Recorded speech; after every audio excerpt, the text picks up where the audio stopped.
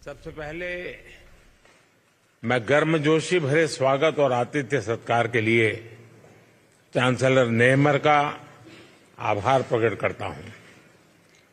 मुझे खुशी है कि मेरे तीसरे कार्यकाल की शुरुआत में ही ऑस्ट्रिया आने का अवसर मिला। मेरी यह यात्रा ऐतिहासिक भी है और विशेष भी है। 41 साल के बाद किसी भारतीय प्रधानमंत्री ने ऑस्ट्रिया का दौरा किया है। ये भी सुखद संयोग है कि ये यात्रा उस समय हो रही है जब हमारे आपसी संबंधों के 75 साल पूरे हुए हैं।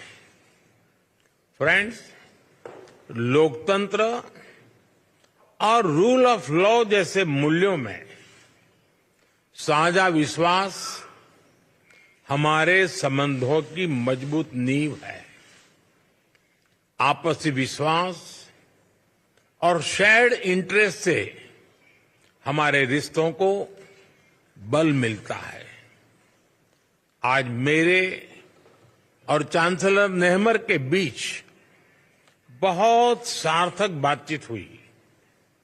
हमने आपसी सहयोग को और मजबूत करने के लिए नई संभावनाओं की पहचान की है।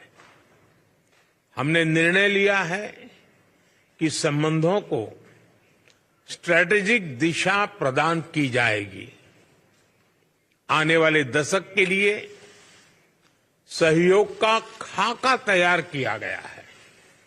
यह केवल आर्थिक सहयोग और निवेश तक सीमित नहीं है।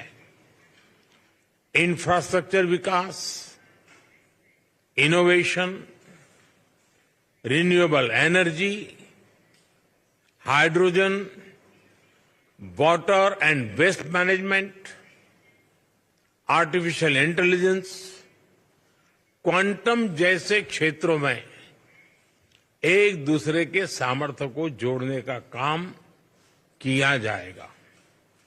दोनों देशों की युवा शक्ति और आइडियाज को कनेक्ट करने के लिए स्टार्टअप ब्रिज को गति दी जाएगी। मोबिलिटी और माइग्रेशन पार्टनरशिप पर पहले से समझौता हुआ है। यह लीगल माइग्रेशन और स्किल्ड वर्कफोर्स की मूवमेंट में सहयोग देगा। सांस्कृतिक और शैक्षणिक संस्थाओं के बीच आदान प्रदान को बढ़ावा दिया जाएगा। फ्रेंड्स, ये हॉल जहां हम खड़े हैं बहुत ही ऐतिहासिक है। 19वीं सदी में यहां ऐतिहासिक वियना कांग्रेस होस्ट की गई थी। उस कॉन्फ्रेंस ने यूरोप में शांति और स्थिरता को दिशा प्रदान की थी। मैंने और चांसलर नेहमर ने विश्व में चल रहे विवादों, चाहे यूक्रेन में संघर्ष हो या पश्चिम एशिया की स्थिति, सभी पर विस्तार में बात की है। मैंने पहले भी कहा है कि यह युद्ध का समय नहीं है। समस्याओं का समाधान रणभूमि में नहीं हो सकता। कहीं भी हो, मासूम लोगों की जान की हानि स्वीकार्य नहीं है। भारत और ऑस्ट्रिया शांति और स्थिरता की जल्द से जल्द बहाली के लिए डायलॉग और डिप्लोमेसी पर बल देते हैं। इसके लिए हम दोनों मिलकर हर संभव सहयोग देने के लिए तैयार हैं।